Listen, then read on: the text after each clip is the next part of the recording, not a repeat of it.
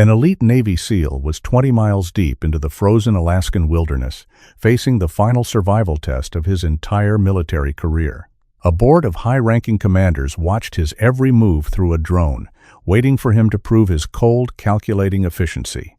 But then, he heard a faint sound in the raging blizzard. A dying German shepherd, tied to a tree and buried in the snow. He knew the strict rules. Helping the animal meant failing the test and instantly destroying his life's work. The commanders watched from above, fully expecting him to walk away. They didn't know that this soldier was about to make a completely crazy decision that would shatter everything they believed about true strength. And nothing for either of them would ever be the same. Before we dive in, let us know in the comments which country you are watching from, and if you love stories that melt your heart, please subscribe to support our channel. The wind in Anchorage did not blow. It cut. It sliced through the dense pine trees and dragged across the frozen ground. Blake stood in the knee-deep snow and watched the transport helicopter bank left and disappear over the gray ridge. The silence that followed was absolute. He was alone. Blake was an active-duty Navy SEAL. He had 34 years of life behind him and 12 years of military service carved into his face. His jaw was a hard line. His eyes held the flat, steady focus of a man who had survived deserts, jungles, and oceans. Today, he wore white winter camouflage. A heavy pack rested on his broad shoulders. It held a knife, a compass, a space blanket, a fire starter, and exactly enough rations to keep his heart beating for 3 days. Nothing more. High above him, a quiet hum broke the silence. A drone hovered 50 feet in the air. Its black camera lens pointed straight down. The rules of this test were simple and brutal. 72 hours of solo winter survival. Navigate 40 miles of uncharted Alaskan wilderness to reach the extraction point. Do it with minimal gear. The camera watched everything. A board of commanders sat in a warm room miles away, grading his every step. This was the final barrier. Pass this, and he earned his promotion to unit commander. Fail, and his career hit a permanent ceiling. The criteria for failure were strict. Any unnecessary expenditure of energy meant a deduction. Any deviation from protocol meant a deduction. Calling for help meant immediate disqualification. Efficiency was the only metric that mattered. Blake adjusted the straps on his pack. He checked his compass. He set his bearing north and started walking. The snow was thick. Every step required him to lift his knee high, push forward, and plant his boot down. It was a repetitive, grueling motion. The human body burns calories rapidly just to stay warm. Walking through deep snow multiplies that burn. Blake knew the math. He had to pace himself. Move too fast, and he would sweat. Sweat in sub-zero temperatures turns to ice against the skin. Ice kills. Move too slow, and he would not reach the checkpoints in time. He walked for 4 hours without stopping. The landscape around him was a vast sea of white and dark green. Tall spruce trees stood like frozen sentinels. The terrain rolled upward into jagged hills. Blake breathed in through his nose and out through his mouth. His breaths plumed in the freezing air. He did not look up at the drone. He knew it was there. He just kept his eyes on the ground ahead, picking the path of least resistance. The Alaskan winter does not simply chill the skin, it interrogates the bones. It strips away all the comforting lies a man tells himself in civilization and demands to know exactly how much he wants to live. Blake understood this truth. He did not fight the cold. He accepted it as a physical presence, a silent opponent that he had to outmaneuver. By late afternoon, the light began to fade. The gray sky turned a deep, bruised purple. The temperature, already well below freezing, plummeted sharply. The wind picked up speed, swirling snow into blinding white gusts. Blake knew he had to stop. Moving in the dark over uneven terrain was a tactical error. It invited twisted ankles and wasted energy. He found a spot at the base of a massive fallen tree. Its roots created a natural windbreak. Blake took off his pack. He pulled out a small folding shovel and began to dig into the snowbank. He moved with mechanical precision. Dig, lift, toss. He did not rush. Rushing led to sloppy work. He carved out a small trench, just wide enough for his body. He packed the snow walls tight to insulate the space. He thought about the promotion. Commander. It was not just a title. It was the authority to lead men into combat, to make the calls that decided who came home and who did not. The Navy did not hand that power to men who panicked. They gave it to men who could turn their emotions off like a switch. Blake had spent years perfecting that switch. He viewed his body not as flesh and blood, but as a machine. If the machine required fuel, he fed it. If the machine required rest, he rested it. If the machine sent pain signals, he acknowledged them and then buried them. The wind howled louder. It sounded like a physical threat. Blake gathered a few dry pine branches from the underside of the fallen tree. He stacked them carefully in the entrance of his snow trench. He struck his fire starter. Sparks flew. The dry needles caught the flame. A small, weak fire flickered to life. It offered minimal heat, but it provided a psychological anchor. Blake sat inside his trench. He pulled the thin, reflective space blanket tight around his shoulders. He ate one block of his emergency rations. It tasted like sawdust and dried fruit. He chewed it slowly, extracting every possible calorie. Outside, the drone dropped lower. It hovered 20 feet away, unaffected by the freezing wind. Its red recording light blinked steadily in the dark. The board was watching him eat. They were watching him shiver. They were measuring his ability to endure isolation and extreme discomfort without breaking protocol. The fire cracked. A small ember popped onto the snow and died instantly. Blake shifted his weight. His knees protested. The cold was an active predator, always probing for weakness. It looked for a loose collar, an exposed wrist, a moment of mental fatigue. Blake pulled his collar higher. He tightened his gloves. He would give the cold nothing. Blake stared into the small fire. His muscles ached. His fingers were stiff. The first 12 hours were always the hardest. The body fights the sudden shock of the environment before it finally surrenders to the reality of the situation. He checked his watch. It was 1900 hours. The night stretched out ahead of him, long and merciless. He had to sleep, but sleeping in the extreme cold was dangerous. He would have to wake himself every hour to keep the fire going and to make sure his core temperature did not drop to a fatal level. He pulled his knees to his chest. He closed his eyes. The wind screamed through the trees. The drone hummed in the dark. Blake focused entirely on the rhythm of his own heartbeat. He had survived worse. He had trained his mind to lock away fear and doubt. The mission was everything. The objective was clear: survive the night. Conserve energy. Move out at dawn. Nothing else mattered. He let his breathing slow. The cold seeped through his boots and bit at his toes. He ignored it. Tomorrow would bring a new set of challenges, and he needed his strength. He leaned his head back against the packed snow. The infinite test had only just begun. Dawn arrived not with sunlight, but with a slow, gray thinning of the dark. Blake opened his eyes. His body felt stiff. The cold had crept into his joints overnight. He pushed the space blanket away and sat up. The small fire had died hours ago. Only a blackened scorch mark remained on the snow. He checked his watch. It was 0600 hours. Day 2. He did not waste time shivering. He packed his shovel.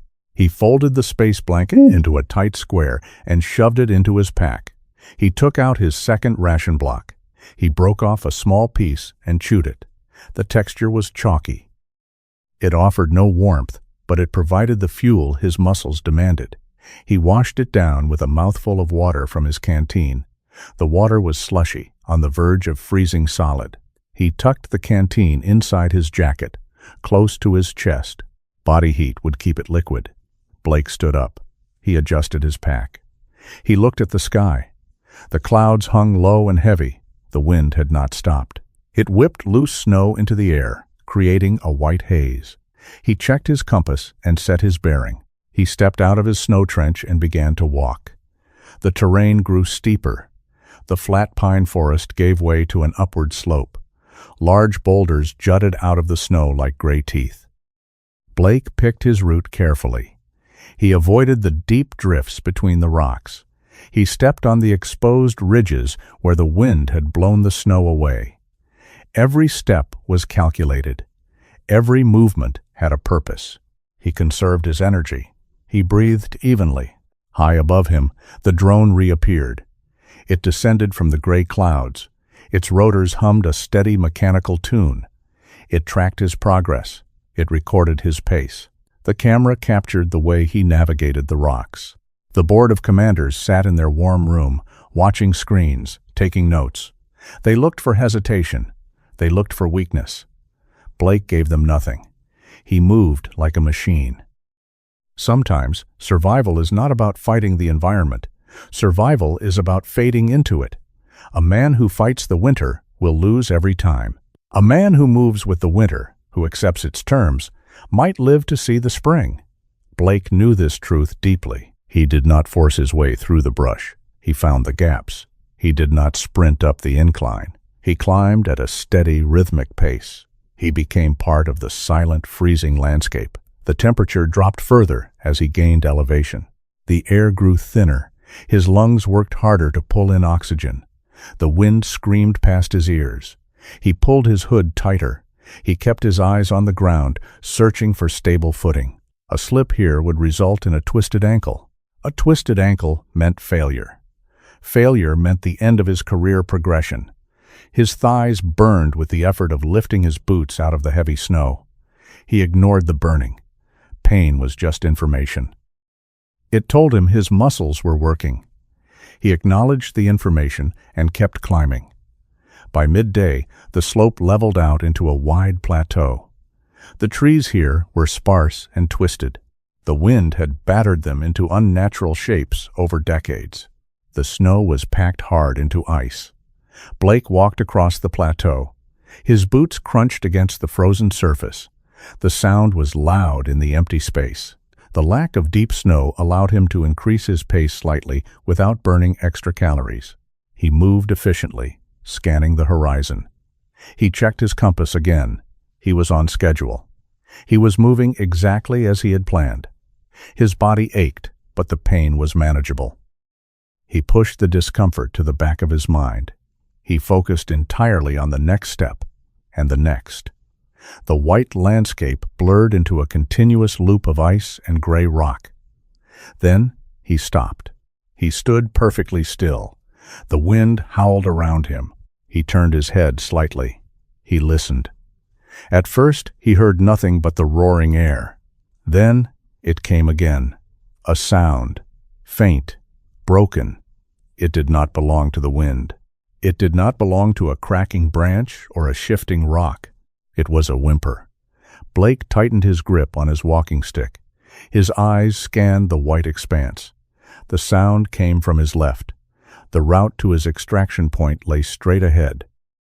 To his left, the plateau dipped into a shallow ravine. The terrain there looked rough. Thick brush and deep snowdrifts filled the depression. The visibility in the ravine was poor due to the blowing snow. The whimper sounded again. It was weak. It carried a tone of absolute despair. It was an animal in distress. Blake knew the rules. The manual was clear. Candidates must not deviate from their primary objective. Candidates must not expend energy on tasks unrelated to their own survival and navigation. Stopping to investigate an animal was a deviation. It was a waste of precious calories. The drone hovered directly overhead. Its camera pointed straight down at him. The board was watching. They saw him stop. They were waiting to see what he would do. A smart soldier ignores the sound. A smart soldier stays on the path. A smart soldier reaches the extraction point and earns his promotion. Blake was a smart soldier. He had spent 12 years following orders and executing missions with flawless precision. He understood the value of rules. The military functioned because men followed rules even when they did not want to. He looked straight ahead. The path was clear. He just had to keep walking. The extraction point was waiting. The commander title was waiting. The sound drifted up from the ravine one more time. It was a pathetic, ragged noise. It was the sound of a living thing giving up its final fight against the cold. Blake stood on the edge of the plateau. The wind bit into his face. His heart beat a slow, steady rhythm in his chest. He looked at the compass in his hand. He looked at the drone above him. He calculated the risk. He calculated the energy cost. He calculated the massive impact on his final score. He took a deep breath of the freezing air. He put the compass back in his pocket. He turned left. He stepped off the packed ice and plunged into the deep snow of the ravine. He moved toward the sound. The ravine was a trap. The wind had pushed loose snow over the edge, creating deep, unstable drifts that hid the true shape of the ground. Blake stepped carefully. He used his walking stick to probe the snow before committing his weight. The descent was slow. Every muscle in his legs burned with the effort of breaking his momentum. The temperature down here felt even colder. The wind funneled through the narrow space, howling like a wounded animal. But beneath the howl, the other sound persisted. The whimper. It was weaker now. It was fading. Blake pushed through a thick cluster of frozen willow bushes. Branches snapped against his jacket. Ice crystals fell into his eyes. He blinked them away. He kept his focus on the source of the noise. The snow was up to his thighs. He practically swam through the white powder, burning precious calories with every foot he gained. His internal clock ticked. He was losing time. He was losing energy. The drone followed him down, its mechanical hum mixed with the wind. The camera lens stared at him, cold and unblinking. He reached the bottom of the ravine. The terrain flattened out slightly, ending in a dense wall of ancient pine trees. At the base of the largest tree, a dark shape broke the endless white. Blake moved closer. He stopped 3 feet away. It was a dog, a German shepherd. The animal lay curled into a tight ball, half buried under a layer of fresh snow. Its black and tan fur was matted with ice. A thick nylon rope wrapped around its neck. The other end of the rope was tied in a complex, secure knot around the trunk of the pine tree. This was not an accident. This was not a lost pet. Someone had brought this animal out into the frozen wilderness and deliberately tethered it to die. Blake knelt in the snow. The dog did not lift its head. It only shivered. A violent, full-body tremor shook the animal, signaling the final stages of hypothermia. Its breathing was shallow and uneven. Blake reached out a gloved hand. He brushed the snow away from the dog's muzzle. The animal opened one eye. It was a cloudy brown. It held no hope, only a quiet acceptance of the end. Sometimes the universe places a broken thing in front of a man just to see what kind of man he truly is. The military teaches soldiers how to destroy the enemy, but it rarely prepares them for the quiet, devastating moments when saving a life means destroying a career. Blake looked at the knot. It was pulled tight by the dog's previous struggles. The nylon was frozen solid. The animal weighed at least 80 pounds, a massive dead weight. Blake ran the tactical calculation in his head. His training demanded absolute pragmatism. He had enough food to keep himself moving for 2 more days. He had 1 space blanket. He had a fire starter. He had a schedule to keep. Carrying an 80-pound dog out of this ravine and across the remaining 30 miles of Alaskan wilderness was a physical impossibility. It violated the core principles of survival. You do not compromise your own safety for a lost cause. You do not burn energy you cannot replace. He looked up. The drone hovered 10 feet above him. It was close enough that he could see the red recording light reflecting off the snow. The board commanders were sitting in their chairs, drinking hot coffee, watching his feed. They saw the dog. They saw the rope. They knew exactly what he was looking at. They were grading his emotional detachment. They wanted to see the Navy SEAL evaluate the situation, recognize the liability, and walk away. A true commander makes the hard choice. A true commander sacrifices the few for the mission. The dog whimpered again. It was a microscopic sound. It barely reached Blake's ears over the wind. The animal's cold nose nudged weakly against Blake's knee. It was a final, desperate plea for warmth. Blake looked at his compass. North. The extraction point. The promotion. The culmination of 12 years of sweat, blood, and broken bones. All he had to do was stand up, turn his back, and climb out of the ravine. The snow would cover the animal within an hour. The forest would erase the evidence. No one would blame him. The manual dictated his departure. Blake placed his hand on the dog's freezing head. He felt the weak pulse beating under the skin. He looked directly up at the drone. He stared into the black camera lens for 5 long seconds. He did not blink. He let the board read his eyes. He let them see exactly what he thought of their test and their rules. He reached down to his right thigh. His fingers wrapped around the textured grip of his survival knife. He pulled it from the sheath. The steel blade caught the dull gray light of the storm. The steel of the survival knife slipped under the frozen nylon. Blake angled the blade carefully away from the animal's neck. He applied pressure. The rope snapped with a dull sound. The sudden release of tension caused the dog's head to drop heavily against the snow. Blake sheathed his knife. He unclipped his heavy pack and dropped it to the ground. He unzipped the main compartment and pulled out the square package containing his space blanket. It was a thin, reflective sheet designed to trap body heat. It was his only defense against a fatal drop in core temperature. He unfolded it. Compassion in a survival situation is not a moral triumph. It is a logistical nightmare. Every ounce of energy given away is an ounce of life lost. Blake knew this fact perfectly well. He felt the cold already biting harder into his exposed skin as he moved, but his hands did not hesitate. He wrapped the silver blanket tightly around the dog's torso. The animal was completely unresponsive. Its breathing remained terribly shallow. Blake took off his thick outer gloves, leaving only his thin tactical liners on his hands. He slid his hands under the reflective blanket and rubbed the dog's rib cage. He generated friction. He deliberately transferred the meager warmth of his own body into the frozen animal. Minutes passed in silence. The drone hummed 10 feet above them, documenting the exact moment Blake chose to fail the test. The board of commanders was surely taking notes in their heated room. They would mark him down for wasting time. They would mark him down for compromising his primary objective. Blake ignored the drone. He felt a slight shift under his hands. The dog's breathing deepened fractionally. The violent shivering slowed down. The space blanket was working, but it was not nearly enough. The animal needed shelter. It needed a sustained heat source. Most importantly, it needed to be out of the freezing ravine. Blake stood up. He repacked his bag. The true physical cost of his decision was about to begin.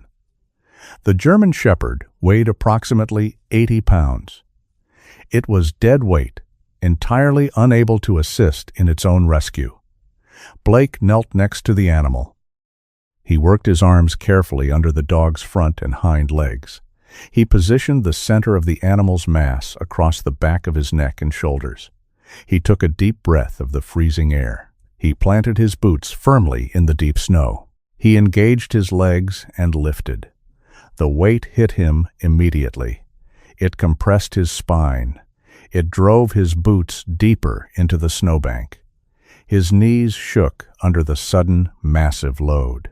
Carrying 80 pounds on flat, dry ground was a standard military exercise. Carrying 80 pounds of limp animal through thigh-deep snow up the steep side of a ravine after 24 hours of exposure bordered on physical impossibility. He gripped the dog's legs tightly against his chest to stabilize the load. He took his first step. The ascent was agonizing. The loose snow offered no solid footing. For every 2 feet he climbed, he slid back 1. His thigh muscles screamed in protest. His lungs burned as they tried to pull sufficient oxygen from the thin, freezing air. Sweat broke out on his forehead. This was the exact danger he had avoided all morning. Sweat meant moisture on the skin. Moisture meant ice. "Hold on," Blake said. His voice was rough and broken. The dog did not respond.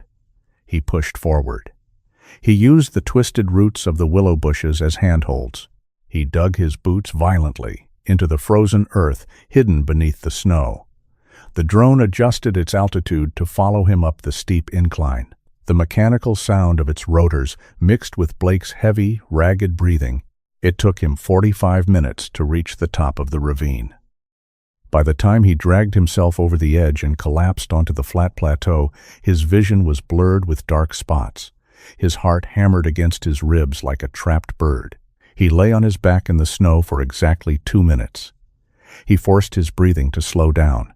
He forced his heart rate to stabilize. He looked at the sky. The gray clouds from the morning had merged into a solid black mass. The wind had stopped howling completely. A sudden, heavy silence fell over the plateau. Blake knew exactly what that silence meant. The barometric pressure was dropping. A severe weather front was moving in much faster than he had calculated. He sat up. He checked the dog. The space blanket was still securely wrapped. The animal was breathing, but it remained entirely unconscious. Blake checked his compass.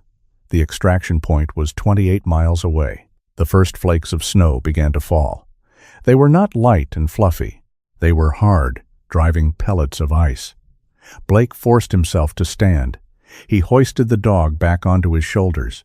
The weight felt twice as heavy now. His muscles had cooled during the brief rest, and the buildup of lactic acid made his limbs feel like lead. The wind returned. It did not build slowly. It hit the open plateau like a physical wall. The driving snow instantly reduced visibility to less than 50 feet. The horizon vanished.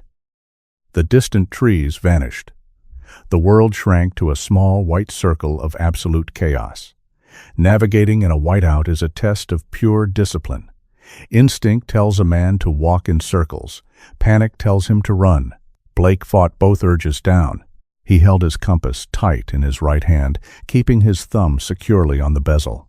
He set his bearing. He picked a tiny irregularity in the snow, 10 feet ahead. He walked straight to it. Then he picked another. The temperature plummeted. The wind tore viciously at his jacket. It whipped the space blanket around the dog, threatening to tear it away into the storm. Blake tightened his iron grip on the animal's legs. He walked for 2 brutal hours through the blinding storm. His pace slowed to a pathetic crawl.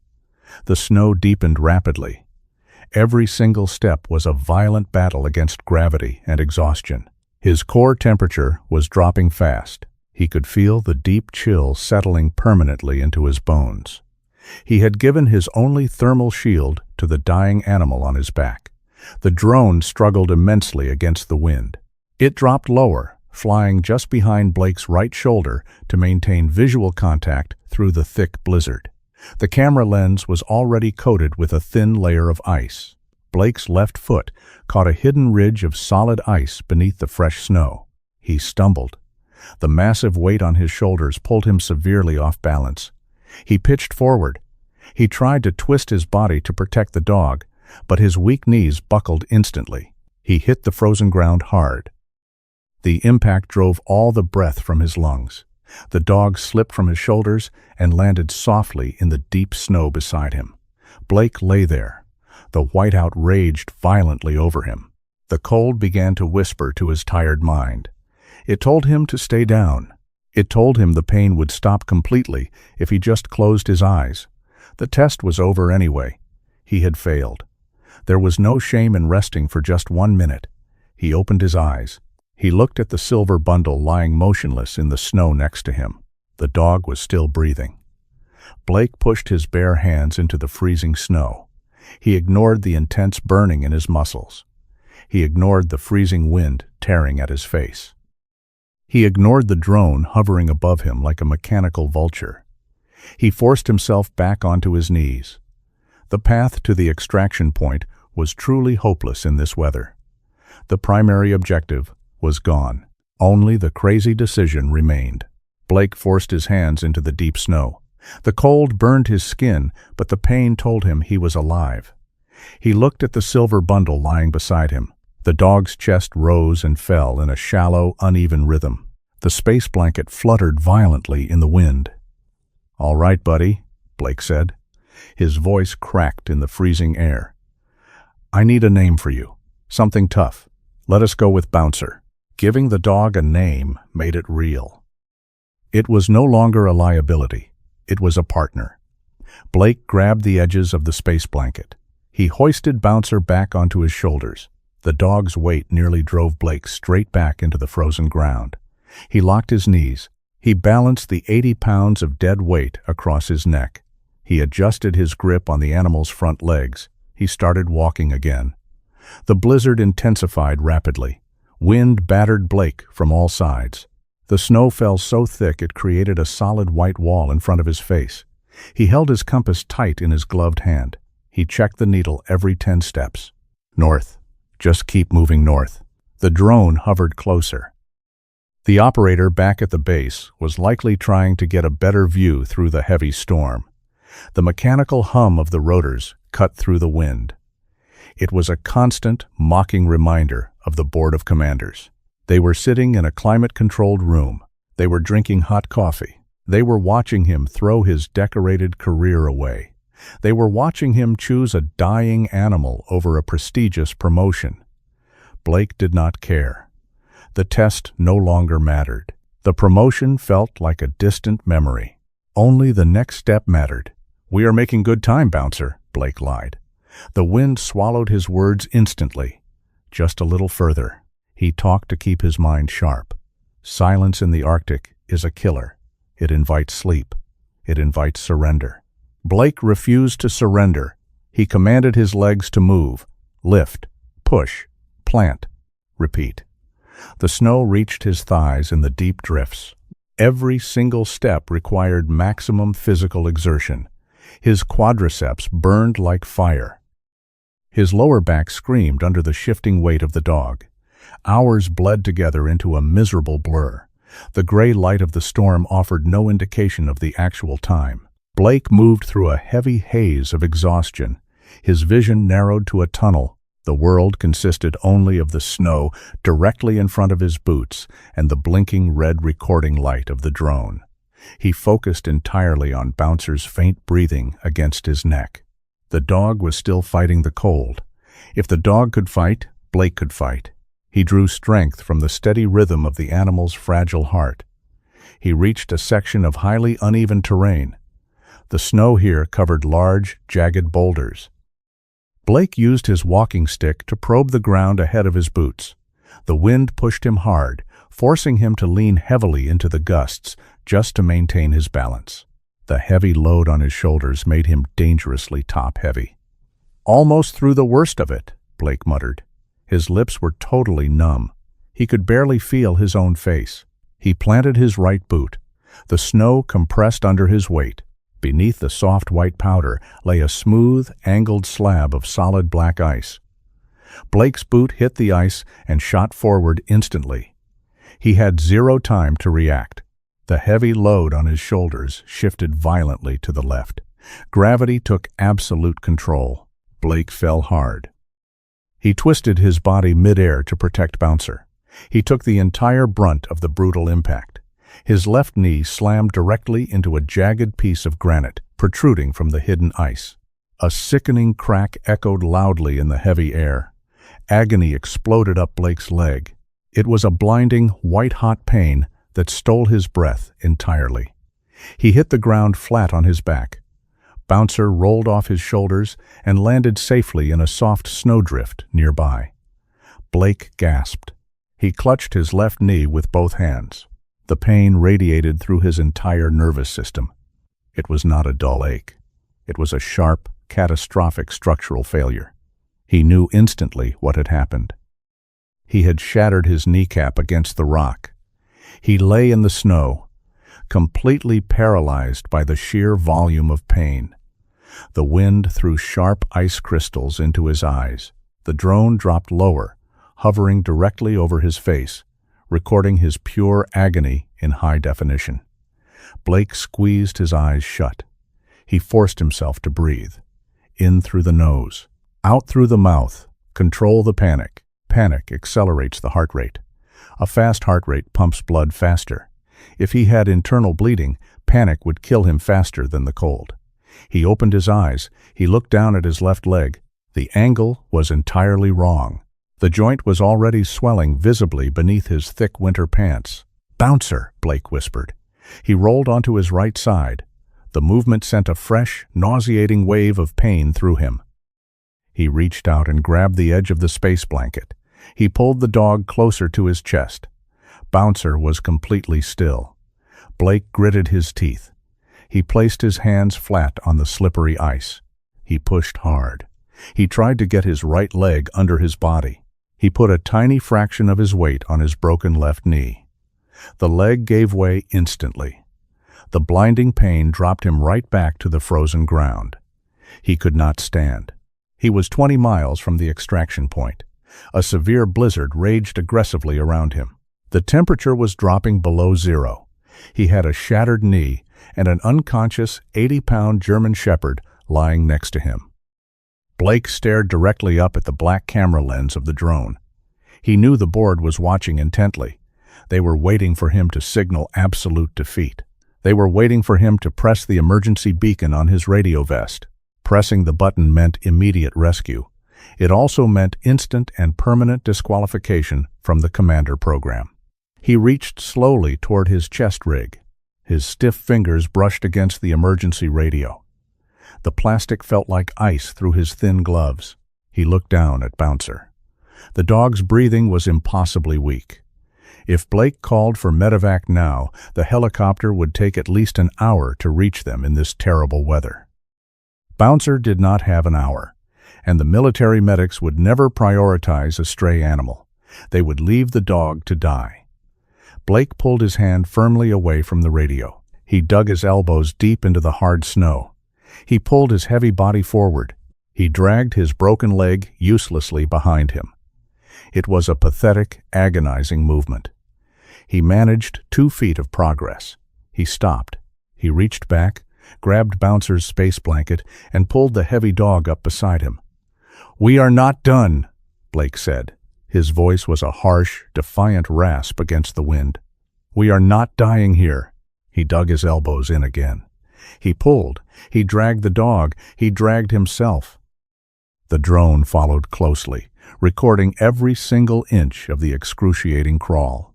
Blake did not look up again. He fixed his eyes solely on the endless white horizon. He had a very long way to go. The light did not fade. It simply froze. The gray sky turned to a deep, bruising purple, and then to a solid, impenetrable black. The wind lost its furious howl and settled into a low, steady moan that vibrated against the ice. Blake stopped pulling. His elbows were completely raw. His shoulders burned with a deep, consuming fire. His shattered left knee throbbed with a sickening rhythm that perfectly matched his slowing heartbeat. He looked at his watch in the dark. 1900 hours. Day 2 was over. The longest night of his life was about to begin. He could not crawl any further. The temperature was dropping fast. It was already -20 degrees, and the wind chill pushed it much lower. Moving in the dark with a broken leg across a frozen plateau was suicide. He had to find shelter, or they would both be dead before sunrise. He scanned the immediate area. There were no trees. There were no natural rock formations to block the wind. There was only a massive, rolling snowdrift to his right. It would have to do. Blake dragged himself toward the drift. Every inch was a brutal battle. He pulled Bouncer along beside him, keeping a tight grip on the edge of the space blanket. When he reached the thickest base of the drift, he let go of the dog and pulled out his folding survival shovel. His hands shook violently. He could barely open the simple locking mechanism of the metal shovel. He forced his stiff fingers to bend. He gripped the short handle. He turned onto his right side, keeping his ruined left leg completely straight to avoid shifting the bone fragments. He began to dig. Survival is not always a fiery, dramatic battle against the elements. Sometimes it is a slow, quiet negotiation with the dark, where the only currency you have left is your own body heat. Blake understood this transaction perfectly. He had to spend the very last of his physical energy to create a space that might trap whatever tiny amount of warmth he and the dog had left. He dug a narrow trench straight into the side of the dense snowbank. He worked for an hour, his vision blurred constantly. Dark spots danced in his peripheral vision. He stopped every 10 minutes to check on Bouncer. The dog was still breathing, but the breaths were terrifyingly shallow and far apart. When the trench was 3 feet deep, Blake stopped digging. He did not have the strength to make it any bigger. He grabbed Bouncer by the front legs and dragged the heavy animal into the small snow cave. He pulled his own broken body in after the dog. He used his shovel to pack loose snow tightly around the entrance, leaving only a small air hole at the very top for oxygen. The space was tiny. He could not sit up. He could barely move his arms without hitting the icy walls. The silence inside the snow hole was heavy and absolute, broken only by his own ragged breathing and the faint, mechanical hum of the drone hovering somewhere outside in the freezing storm. Blake pulled Bouncer tight against his chest. The reflective space blanket was crumpled, but he managed to wrap it securely around both of them. The dog felt like a solid block of ice. Blake took off his thick outer gloves. He unzipped the top half of his winter jacket. He pressed his warm chest directly against the dog's freezing back. He wrapped his arms tightly around the animal's torso. "Stay with me, Bouncer," Blake whispered into the pitch-black dark. "Do not quit on me now." The cold inside the cave was absolute. It pressed against Blake from all sides. It seeped through his heavy pants. It bit sharply at his bare hands. He started to shiver violently. He could not control the intense shaking. His body was desperately trying to generate heat, burning through calories he no longer possessed. Hours passed in the dark. The pain in his broken knee became a constant, screaming siren in his brain. The fractured bones ground together with every microscopic movement he made. He tried to focus on his breathing, in and out, but his exhausted mind began to drift.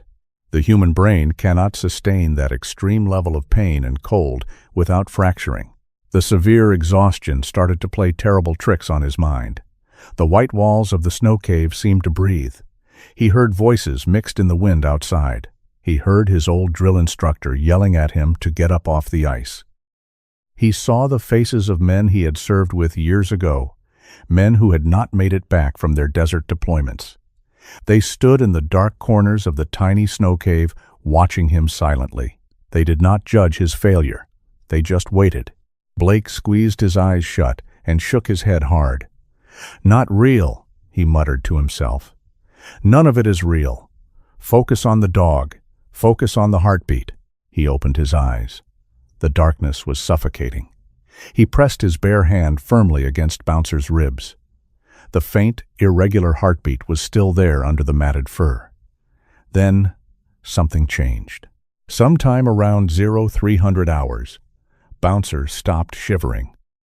The violent tremors that had racked the animal's body for the past several hours suddenly ceased. Blake felt a massive surge of cold panic. He knew exactly what that stillness meant. When a hypothermic body stops shivering, it means the core temperature has dropped to a critical, fatal level. It means the body has completely given up trying to generate heat. It is the final, silent stage before the heart stops entirely. Blake shifted his weight violently, ignoring the blinding flash of pain in his knee. "Bouncer," he said loudly. "Hey, wake up!" The dog did not move a single muscle. Blake felt the animal's body go completely limp in his arms. The heavy head rolled backward unnaturally.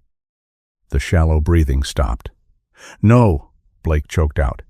"No, you do not get to die. Not after all this."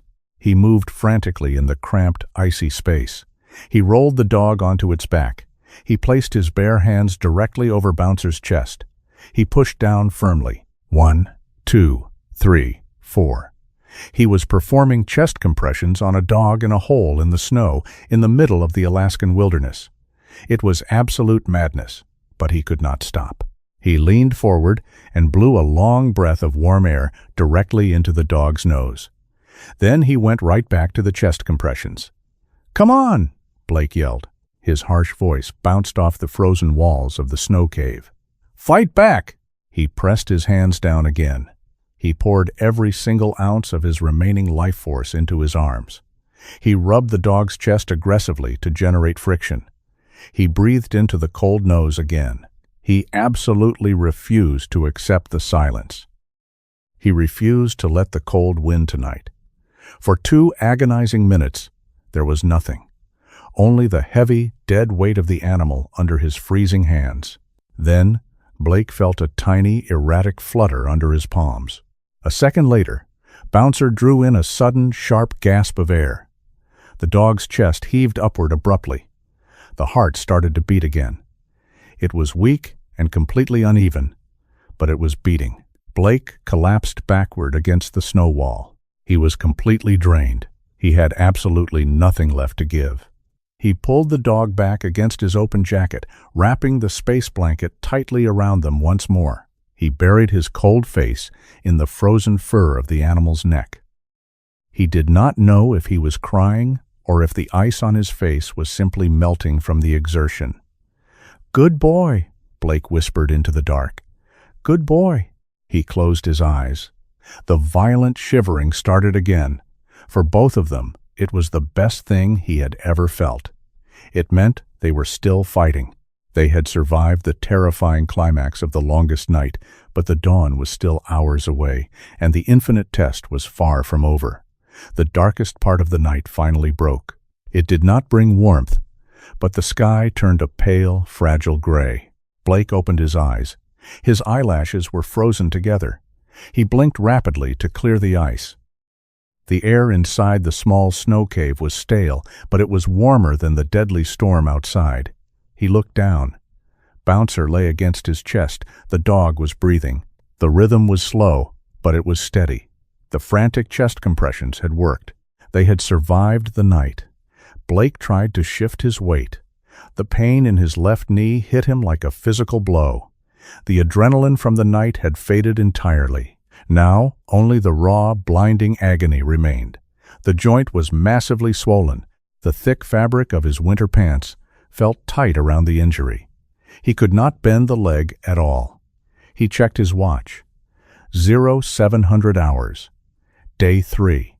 The final day. "Time to move, Bouncer," Blake whispered. His voice was completely hoarse. His throat felt like sandpaper. He pushed the space blanket back. He grabbed his folding shovel. He broke through the packed snow at the entrance of their tiny cave. The wind had died down significantly overnight. The severe blizzard had passed, leaving behind a frozen, silent world. The sky was clear and painfully bright. Blake crawled out of the hole. He dragged his useless left leg behind him. He reached back inside and grabbed the dog by the front legs. He pulled Bouncer out into the morning light. The animal opened its eyes. The cloudy brown irises focused weakly on Blake. The dog let out a soft, rattling sigh. "I know," Blake said. "I hurt too. We just have to finish this." He checked his compass. He looked at the terrain ahead. They were roughly 3 miles from the designated extraction point. 3 miles on a normal day was a 45-minute walk. 3 miles with a shattered knee and an 80-pound dog in waist-deep snow felt like an impossible distance. Sometimes, the human body simply stops listening to the commands of the brain. The muscles deplete their fuel. The nervous system overloads with pain signals, and the physical machine shuts down.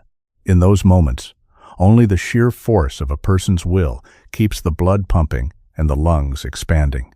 Blake had reached that exact point. His body was finished. His mind had to do the rest of the work. High above, the mechanical hum returned. The drone descended from the pale sky. It hovered much lower today, staying within 20 feet of them. The camera lens pointed directly at Blake. The board of commanders was still watching. They wanted to see how this ended. They wanted to see the exact moment the Navy SEAL finally broke. Blake ignored the drone. He rolled onto his right side. He pulled the dog onto his chest. He managed to sit up, using his right arm to prop himself against the snowbank. He dragged Bouncer across his shoulders. He gripped the front legs tightly. He could not stand. That was a physical fact. He would have to crawl. He planted his right boot and his right hand in the snow. He pushed. He slid forward a few inches. The pain in his left knee flared violently with every single movement. It felt like hot glass grinding inside the joint. He dragged the broken leg. He pushed again. The friction against the ice tore through his heavy winter gear. The first mile took 3 full hours. The effort required to move his own body weight plus the 80-pound dog was astronomical. His breathing sounded like a broken engine in the quiet air. The sun climbed higher, but it offered zero heat. The snow reflected the bright light, burning Blake's eyes. He kept his head down. He focused only on the patch of snow directly in front of his right hand. Push, drag, breathe, push, drag, breathe. He talked to the dog constantly. He did not know what he was saying half the time. He talked about the ocean back in San Diego. He talked about hot coffee. He talked about the warm sand. He kept his voice steady. He needed Bouncer to hear the calm authority in his tone. He needed the dog to believe they were going to make it. By noon, his right arm was completely numb. His right leg cramped violently. He had to stop every 50 feet to let the muscle spasms pass. The drone mirrored his movements perfectly. When he stopped, it hovered in place. When he crawled, it followed. They reached the 2-mile mark. Only 1 mile left. The terrain sloped downward slightly. This should have made the crawl easier, but it only made it more dangerous. Blake struggled to control his momentum. He slipped several times, jarring his broken knee and sending fresh waves of agony through his entire body. Just a little further. Blake gasped. His lips were cracked and bleeding. He tasted copper in his mouth. He looked up. In the far distance, he saw the tree line break. He saw the flat, open expanse of the frozen lake that served as the extraction point. He saw the tiny black dot of the command tent set up on the ice. It was right there. He could literally see the finish line. He planted his hand. He pushed. He slid forward. The drone dropped even lower. It was 10 feet away now. The mechanical noise was deafening in the quiet landscape. Half a mile left. Blake's right arm simply gave out. The tricep muscle tore under the intense, repetitive strain. He collapsed face first into the snow. The heavy weight of the dog pressed him firmly into the ice. He tried to push himself up. His arm refused to move. He tried to use his right leg to propel himself. The thigh muscle locked in a massive, agonizing cramp. He lay flat on his stomach. He could not lift his head. The cold seeped directly into his chest. "No," Blake whispered into the snow. "Not here." He tried again. He commanded his arm to move. Nothing happened. The connection between his brain and his muscles was completely severed. The physical machine was finally, totally broken. The world started to turn gray around the edges. The bright sunlight faded. The humming sound of the drone grew distant and muffled. He felt Bouncer shift slightly on his shoulders. The dog's weight pressed down on him, grounding him to the ice. Blake closed his eyes. The pain began to float away. The cold felt less biting. A strange, heavy warmth started to spread through his chest. He knew this feeling. He had seen men die in the mountains of Afghanistan. They always said they felt warm right at the very end. He had dragged the dog 20 miles. He had survived the blizzard. He had survived the longest night. But the boundaries of the human body are absolute. He had finally reached his. The darkness closed in completely. Blake let out one last ragged breath, and the world went totally silent. The darkness was incredibly heavy. It felt like a warm, thick blanket wrapping around Blake's exhausted mind. The pain in his shattered knee had faded into a dull, distant throb. The biting cold of the Alaskan wind no longer registered on his skin. He felt perfectly peaceful. He wanted to stay in this quiet place forever. There were no tests here. There were no drones watching his every move. There was only rest. Then, something rough scraped across his frozen cheek.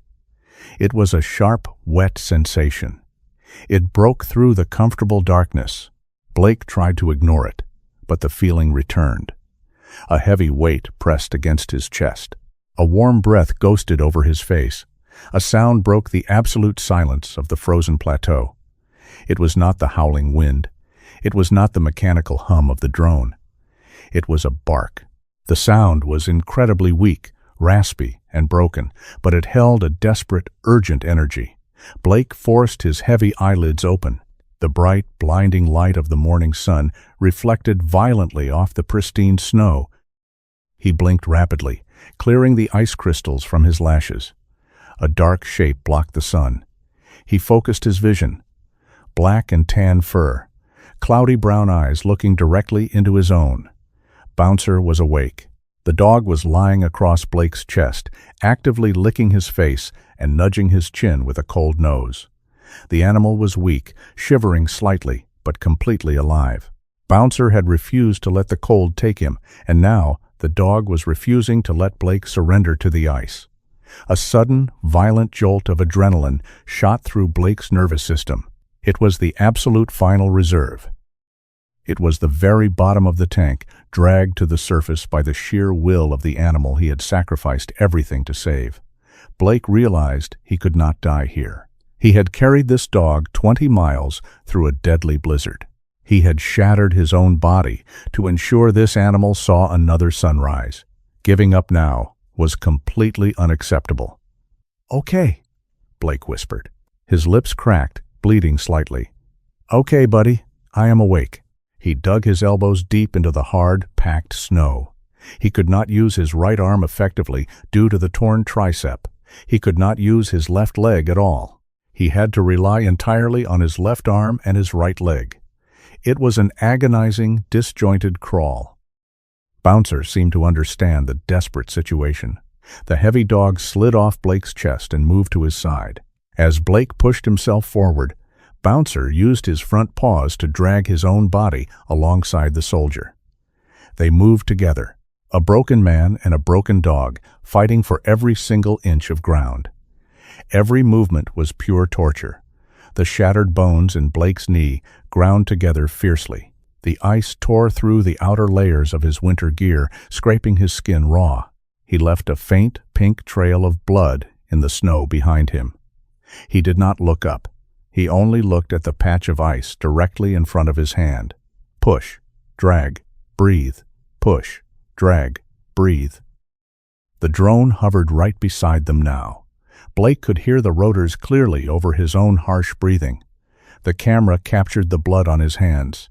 It captured the sweat freezing instantly on his forehead. It captured the incredible, stubborn resilience of the human spirit. They crawled for what felt like hours. In reality, it was only 30 minutes. Suddenly, the terrain flattened out completely. The deep snow gave way to a vast, smooth surface of solid ice. Blake lifted his head slowly. Through his blurred vision, he saw a line of bright orange flags snapping sharply in the wind. Just beyond the flags stood a large green military command tent. Several figures in heavy winter parkas were standing outside the tent, watching him approach. He had reached the frozen lake. He had reached the extraction zone. He dug his elbow in one last time. He pulled his body forward. He dragged Bouncer right along with him. They crossed the invisible line between the two orange flags. Instantly, absolute chaos erupted. The sound of heavy boots crunching rapidly on the ice filled the air. Men yelled orders. Medical personnel rushed forward with trauma bags and thick wool blankets. They surrounded Blake in seconds. A medic dropped to his knees and reached immediately for Bouncer. Blake reacted on pure instinct. He tightened his grip fiercely on the space blanket wrapped around the dog. His knuckles turned completely white. He pulled the animal closer to his chest. "Treat the dog first," Blake rasped. His voice sounded like crushing rocks. "Treat him right now." "We have got him, sir," the lead medic said quickly, his voice urgent but calm. "We have got both of you. You need to let go so we can help." Blake looked at the medic's eyes. He saw genuine concern. Slowly, his frozen fingers uncurled. He released his grip. The medics carefully lifted Bouncer onto a rigid stretcher. They covered the shivering dog with thick, heated thermal blankets. Other hands grabbed Blake. They lifted him smoothly, stabilizing his ruined leg with a splint. The pain spiked massively, but the warm blankets and the adrenaline dulled the absolute worst of the agony. A tall shadow fell over Blake's stretcher. He looked up. Admiral Vance stood directly over him. Vance was the supreme commander of the SEAL training program. He was a man made of iron, discipline, and old wars. His face showed absolutely zero emotion. He looked down at Blake. He looked at the shattered knee.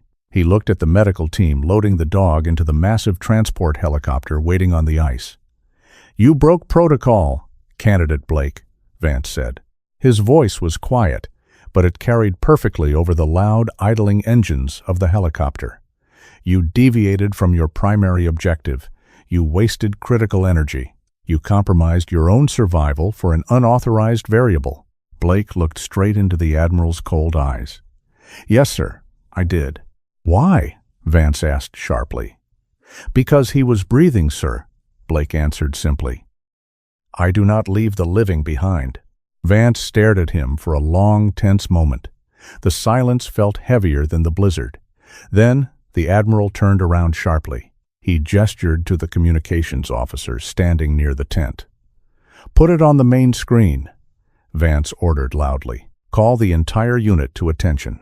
The officers and the other candidates who had already finished their survival tests gathered quickly around the large digital monitor set up outside the command tent. The screen flickered to life. The drone footage began to play.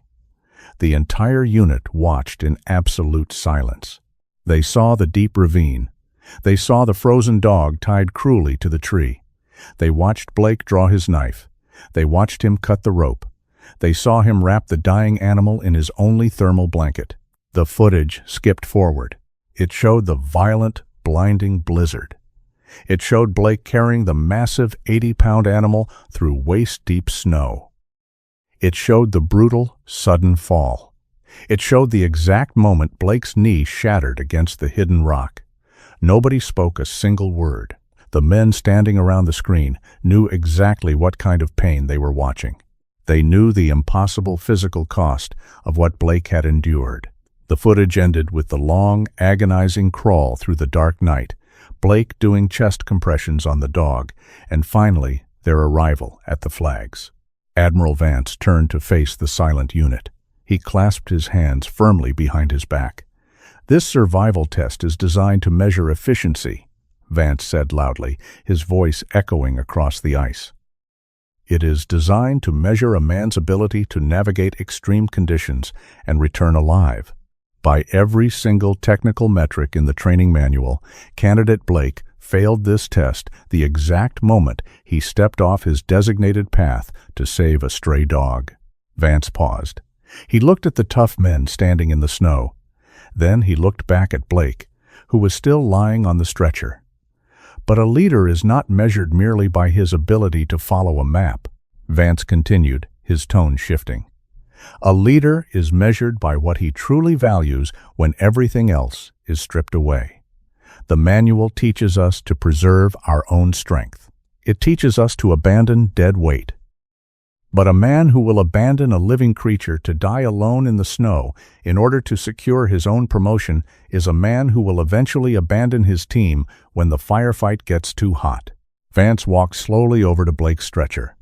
He reached down and firmly gripped Blake's shoulder. "You threw away your prestigious career to carry a dying animal 20 miles through a severe blizzard," Vance said. "That tells me everything I will ever need to know about your character. You do not leave the broken behind. You carry them." That is exactly the kind of man I want leading my elite units. Vance stood up straight. He looked directly at the medical team. "Get the commander on that bird right now," Vance ordered loudly. "And make sure his dog gets the absolute best veterinary care this naval base has to offer. That is an official order." The medics lifted the stretcher immediately. They carried Blake toward the waiting helicopter. Bouncer was already inside, hooked up to an IV line, wrapped securely in heated blankets. The medics placed Blake's stretcher right next to the dog. Blake turned his head slowly. Bouncer looked at him. The dog let out another soft bark and rested his heavy, warm head gently against Blake's arm. The helicopter doors closed tight. The massive engines roared to life. The machine lifted gracefully off the frozen lake, leaving the harsh Alaskan wilderness far behind. Blake closed his eyes. The pain in his leg was still intense, but it did not matter anymore. He felt the strong vibration of the helicopter. He felt the warm air blowing steadily from the ceiling vents. Most importantly, he felt the steady, reassuring weight of the dog pressing against his side. He had passed the ultimate test. He had saved a precious life. And he had found a loyal partner who would never, ever leave his side. Sometimes, the greatest tests we face in life aren't the ones designed to measure our physical strength or our tactical skills. They are the quiet, unexpected moments that measure the true depth of our hearts. Blake had absolutely everything to lose: his prestigious career, his lifelong dream, and his very survival. But when he looked down at Bouncer in that freezing ravine, he didn't see a liability or a burden. He saw a fragile life that was worth saving. We are so often told by the world to protect our own interests, to climb the ladder of success no matter the cost, and to leave dead weight behind. But true leadership and true humanity is found in the willingness to carry those who cannot walk for themselves. When we choose radical compassion over safe convenience, we don't lose our way. We find our ultimate purpose. If Blake and Bouncer's incredible journey of survival, sacrifice, and loyalty touched your heart today, please share this story with someone who might need a reminder that they are never walking alone in the cold. Leave a comment below with your thoughts, and make sure to subscribe to the channel for more inspiring stories just like this one. May God bless you with the enduring strength to walk through your own difficult storms and the endless compassion to help others safely through theirs. Type Amen in the comments if you believe in the healing power of kindness and divine grace.